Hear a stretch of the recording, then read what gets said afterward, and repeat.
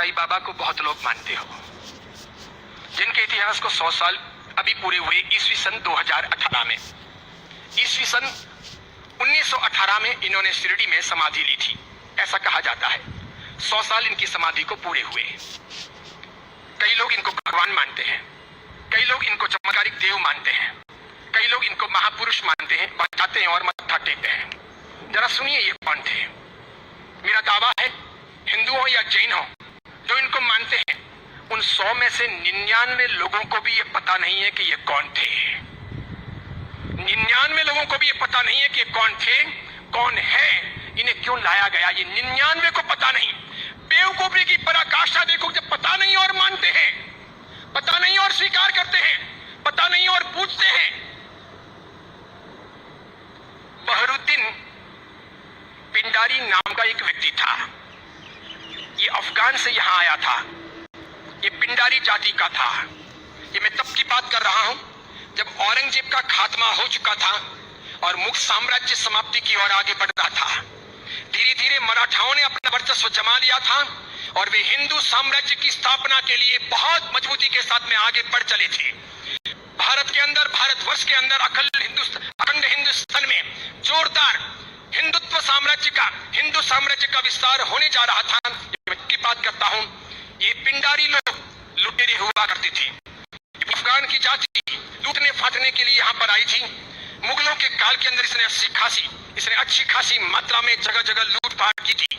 हिंदुओं को टारगेट बनाना, उन्हें लूटना, उनके पैसों को छीनना, उनकी बहन बेटियों को छेड़ना और पसंद आ जाए तो उनकी बहन बेटियों को उठा लेना, ऐसे इनके कर्तव्य हुआ करते थे।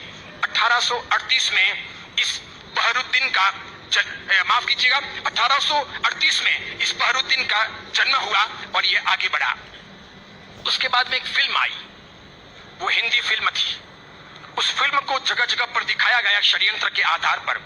फिल्म में यह बताया गया, औरंगजेब के मरने के बाद पहली बार जब बोलने वाली फिल्में आई, पहली बार जब फिल्म आगे बढ़ी, वो ब्लैक एंड व्हाइट मूवी, जब फिल्मों का जमाना आया, तब ये बताया गया कि ये बहरुद्दीन पिंडारी तो बहुत अच्छा आदमी, और ये पिंडारी जाति के लोग तो देशभक्त हैं, देशद्रोही नहीं, ऐसा बताया गया। बावजूद इसके इस बहरुद्दीन ने जगह जगह डकैतियां करना, लूटना फाटना जारी रखा। बड़ी मात्रा में लोगों को तहस नहस करता रहा। इसने अपनी जिंदगी में कई सारी हिंदू महिलाओं के, कन्याओं के बलात्कार किए, कितना ही सारा नुकसान पहुंचाया। अंततः जब धीरे धीरे मराठा साम्राज्यों के सामने उधर झांसी की रानी, झांसी के अंदर लक्ष्मीबाई लोहा ले रही थी, उस वक्त अंग्रेजों का आगमन हुआ। अंग्रेजों को यह बहरुद्दीन बहुत नागवार गुजरा। इन्होंने जैसे तैसे करके इस बहरुद्दीन को भगाने के लिए, पकड़ने के लिए खूब कोशिशें की। ये बहरुद्दीन बेस बदल करके भागता हुआ अहमदनगर आया, जिसे नगर कहा जाता है, महाराष्ट्र का बहुत बड़ा एक शहर है। अहमदनगर आया और सुनिए, इतिहास ये कहता है कि ये बहरुद्दीन पिंडारी अहमदनगर के अंदर एक वेश्या के घर रहा। उस वेश्या को अपना बना करके उसने वहीं पर अपना आशियाना बना लिया वेश्या के साथ। आगे जाकर उसने शादी की या नहीं की, इसका कोई सबूत नहीं। वेश्या के साथ रहते रहते 2 संतानों का जन्म हुआ। एक था लड़का जिसका नाम रखा गया चांद मियां। बहरुद्दीन ने अपने बेटे का नाम रखा चांद मियां। थोड़ा बड़ा हो जाने के बाद में बिना पढ़ाई लिखाई इस चांद मियां को अपनी डकैतियों में जासूसी के तौर पर बहरुद्दीन पिंडारी ने उपयोग करना प्रारंभ किया। जगह जगह ये चांद मियां, छोटा सा बालक, एक चद्दर लेकर के भिखारी के तौर पर फटे पुराने कपड़े पहन करके अलग अलग जगह पर बैठता, बाजारों में बैठता, आए गए माल की वगैरह बातमियां लेता, किसके घर में क्या आ रहा है जा रहा है ऐसी कोशिश करता। और समय समय पर कभी दिन में, 2 दिन में, 5 दिन में, 10 दिन में अपने पिताजी को, बहरुद्दीन को समाचार पहुंचाता कि आज इस घर में इतना माल आ रहा है या यहाँ इतना सामान आया है। और इस प्रकार डकैतियों का मामला आगे बढ़ता कि यहाँ कोई सुरक्षा के प्रबंध नहीं होते हैं, कोई पहरेदार नहीं होते हैं, ये चीज चलती रहती। अंततः परेशान होकर शंकाओं के आधार पर अंग्रेजों ने बहरुद्दीन को तो भगाया, आगे जाकर वो अफगान चला गया, उसकी मौत भी हो गई। चांद मियां, उसका बेटा, छिप छिप करके रहने लगा, बड़ा होता गया। एक दिन अंग्रेजों ने उसे पकड़ा, जेल की सलाखाओं के पीछे डाला। 8 साल तक ये चांद मियां जेल में रहा। अंततः ये छूटा। मराठा ताकत के साथ में अंग्रेजों का मुकाबला कर रहे थे। झांसी की रानी भी किसी भी हालत में अंग्रेजों को घुसने नहीं दे रही थी। अंग्रेजों को लोकल गुंडे चाहिए थे इन लोगों के सामने लड़ने और इनको परेशान करने के लिए। चांद मियां ने पैसे लेकर के झांसी की रानी के खिलाफ में अंग्रेजों के पक्ष में गुंडों को इकट्ठा करने और लड़वाने और मगजमारी करने के लिए तैयारी दिखाई। अंग्रेजों ने अच्छे खासे मोटे पैसे चांद मियां को दिए। ये चांद मियां महाराष्ट्र से ठेठ झांसी गया। अंततः अंग्रेजों के हाथों झांसी की रानी लक्ष्मीबाई को मरवाने में इस चांद मियां की भी भूमिका रही। उसके मरने के बाद इन अंग्रेजों ने उस चांद मियां को नवाजा। कालांतर के अंदर एक नया नुस्खा अपनाने के लिए वो चांद मियां झांसी से आकर के शिरडी पहुंचा। वहां सुलेमानी मुसलमानों के साथ में उसकी पहचान हुई। मूल अफगानी पिंडारी जाति का ये चांद मियां बहरुद्दीन का बेटा वहां जाने के बाद में सुलेमानों के साथ में परिचय में आकर के सुलेमानों के लिए काम करने लगा।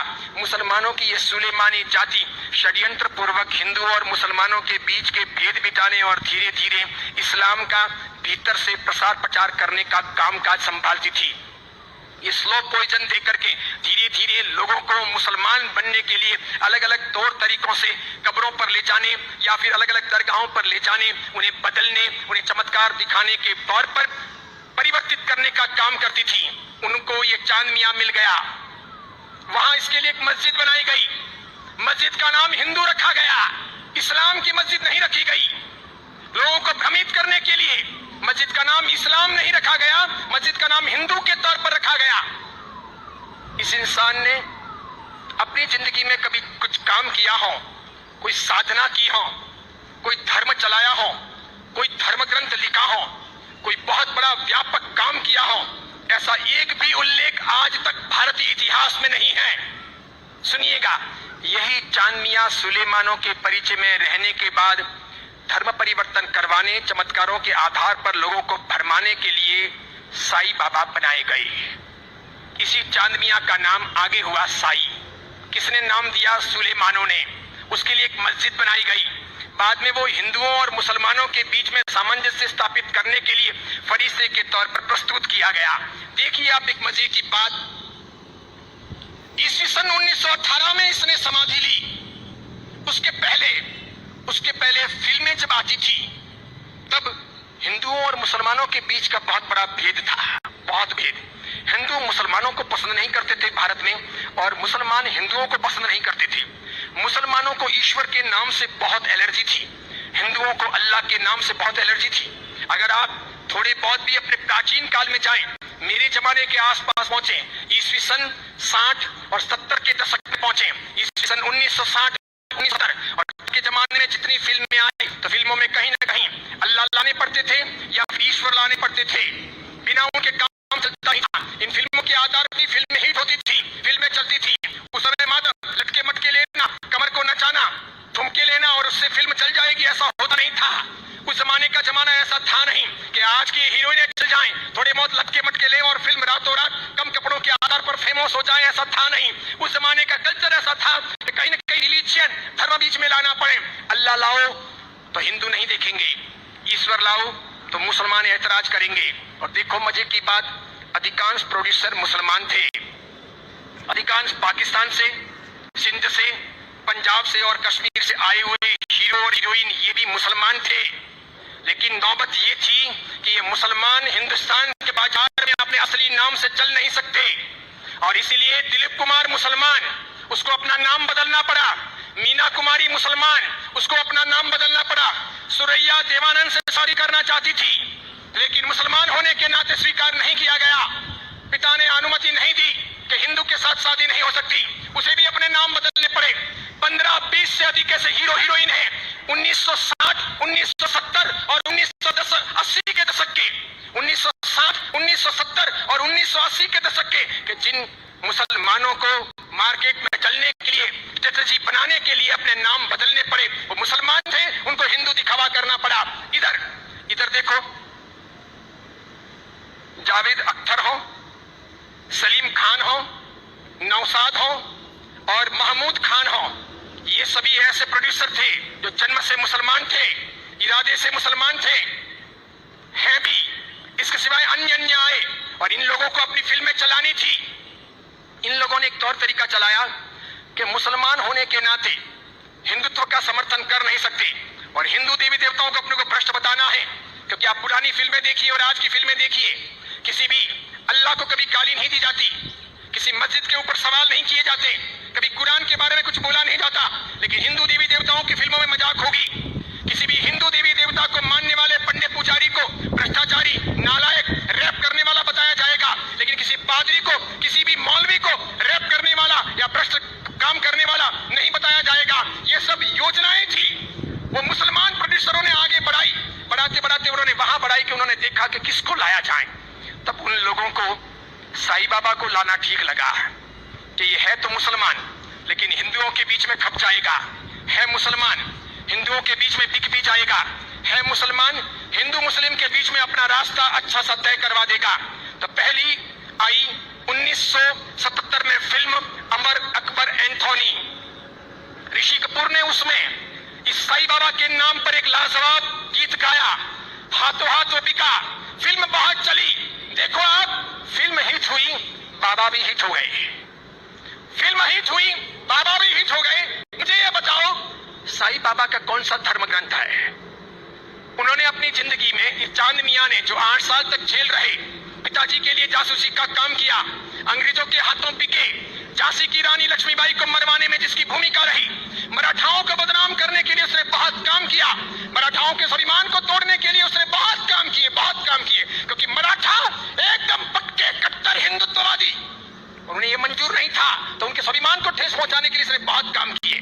और उस आदमी को रातों रात साईं बाबा बना दिया गया, महिमा मंडित कर दिया गया। कैसी जोरदार ये सेल्स पॉलिसी थी, हाथों हाथ बाजार में बिके। कैसे बिके कि जब पहली बार 1918 में इन्होंने समाधि ली, तो 1918, 1919, 1920, 1921, 1922 का ऑडिट देखिए, तो इनके शिरडी के साईं बाबा मंदिर का ऑडिट का आमदनी का स्रोत है 1800 रुपए, 2000 रुपए, 2500 रुपए, आखिर में है 3200 रुपए।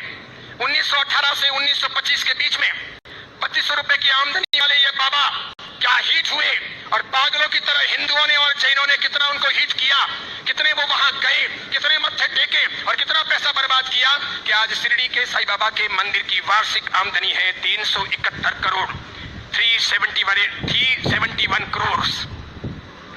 वहां मुसलमान जाने वाले 5% भी नहीं, वहां जाने वाले मुसलमान 5% भी नहीं, और जाने वाले हिंदू और जैन 95%, पैसे खर्च करने वाले अधिकांश 95%। मुझे बताइए, हिंदू धर्म के कौन से ग्रंथ में इनके बारे में क्या लिखा है? उपनिषदों में, वेदों में, महाभारत में, रामायण में, उसके बाद के किसी साहित्य में कि कभी शिरडी के साईं बाबा होंगे या हुए हैं, या वो फरिश्ते हैं, वो कोई अवतारी हैं, वो कोई हिंदू देवी देवता हैं? बिल्कुल नहीं। लेकिन हिंदू धर्म को भ्रष्ट करने, उनको बहलाने फुसलाने के लिए काम किया गया और ये सफल हो गया, सफल हो गया। हाथों हाथ ये बिक गए। आज तो देखिए, आज हिंदुस्तान के अधिकांश हिंदू मंदिरों में हिंदुओं के देवी देवता छोटे हो गए हैं, साईं बाबा बड़े हो गए हैं। हिंदुओं के देवी देवता साइड में हो गए हैं, साईं बाबा प्रमुख हो गए हैं। हिंदुओं के देवी देवता कम कमाऊ हो गए हैं, साईं बाबा अधिक कमाऊ हो गए हैं। जिसको भी अपनी दुकानदारी चलानी हो और भगवानों के नाम पर, देवी देवताओं के नाम पर पैसा कमाना हो, साईं बाबा की मूर्ति ला दो, आप भी प्रयोग कर सकते हो। दुकान बराबर नहीं चलती हो तो दुकान के बाहर बिठा दो, धनाधन उसका गल्ला अच्छा चलेगा, आपकी दुकान के गल्ले से भी अच्छा। बस ऐसी बात हो गई। चमत्कारों के तौर पर मुझे बताइए कि उन्होंने क्या किया, उनसे क्या हुआ? बताइए कि शिरडी जाने वाले सभी लोग अमीर हुए, सभी की गरीबी दूर हो गई, सब लखपति करोड़पति हुए, अरबपति हुए? क्या सभी के दुख दूर हो गए? जो वहां गए और हर साल जाते हैं, क्या वो बीमार नहीं पड़ते? क्या उनके घर में बाल बच्चे बराबर पैदा होते हैं, वे वांछनीय नहीं रहे? क्या उनके वहां पर किसी का एक्सीडेंट नहीं होता, दुर्घटना नहीं होती? क्या शिरडी जाते और मानते हैं उनके सब ख्वाब पूरे होते हैं? बताइए मुझे। और दूसरी बात, एक जैन परंपरा में जन्म लेकर, अरिहंत को मानकर, सुदेव सुगुरु सुधर्म के आधार पर चलकर आपको कौन सा दुख हुआ, कौन सी भीख मांगी, कौन सी तकलीफ हुई? अरे मजारों पर जाकर अगर बीमारियां दूर हो सकती थी, कब्रिस्तानों पर जाकर अगर बीमारियों से हम मुक्त हो सकते थे, या शिरडी के साईं बाबा के वहां पर मत लेकर के हम अपने रोगों से मुक्त हो सकते थे, तो फिर बड़े बड़े अस्पतालों के निर्माण की आवश्यकता क्या थी? बीमारियां जब मजारों पर और शिरडी के साईं बाबा के वहीं पर दूर हो जाएगी, तो फिर अस्पतालों की जरूरत क्या है? कितनी बड़ी मात्रा में हिंदुओं का शोषण हो रहा है। देखना आप, आने वाले कुछ समय के बाद हिंदू धर्म दो भागों में बंट रहा है। आज मैं उद्घोषणा कर रहा हूं, ये बहुत बड़ी भविष्यवाणी है। इन दोनों के बीच में गहरा संघर्ष चलेगा और इन दोनों के बंटवारे में, इन दोनों की लड़ाइयों में दूसरे धर्म के लोग हावी हो जाएंगे, अपना रास्ता तय कर लेंगे और इस प्रकार उनका षड्यंत्र सफल हो जाएगा।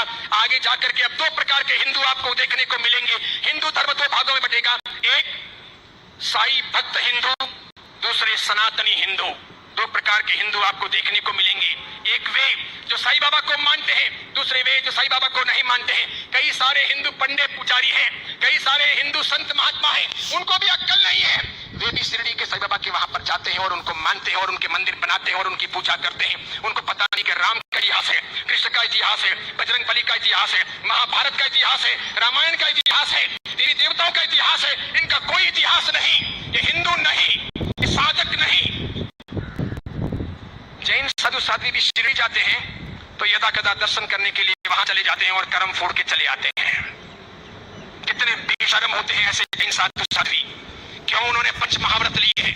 क्यों उन्होंने सफेद कपड़े पहने? मैंने कहीं अलग अलग अपने समुदायों के जैन साधु साध्वियों को यात्रा के दौरान शिरडी जाते हुए देखा। वहां जैन मंदिर भी है, उपाश्रय भी है, स्थानक भी है और उसके बाद में कभी न कभी वहां के श्रावकों को कहकर या अपने चेले चपाटियों को साथ में लेकर वे शिरडी के साईं बाबा के मंदिर में दरबार में चले जाते हैं। जिस इंसान ने बलात्कार किया हो, डकैतियां की हो, चीना चपटी की हो, जिसने झांसी की रानी को मरवाया हो, जिसने हिंदुत्व का नाश किया हो, इसका ऐसा कामकाज रहा हो, उसको रातों रात फरिश्ता बनाया गया हो और उसे हम पूछे ये कौन से दिव्यता हुए, ये कौन सा चमत्कार हुआ, ये क्या क्या साधना के उच्चतम बिंदु हुए, बताइए। आदर्श कहाँ है? नैतिकता कहाँ है? योग्यता कहाँ है? मोइनुद्दीन चिश्ती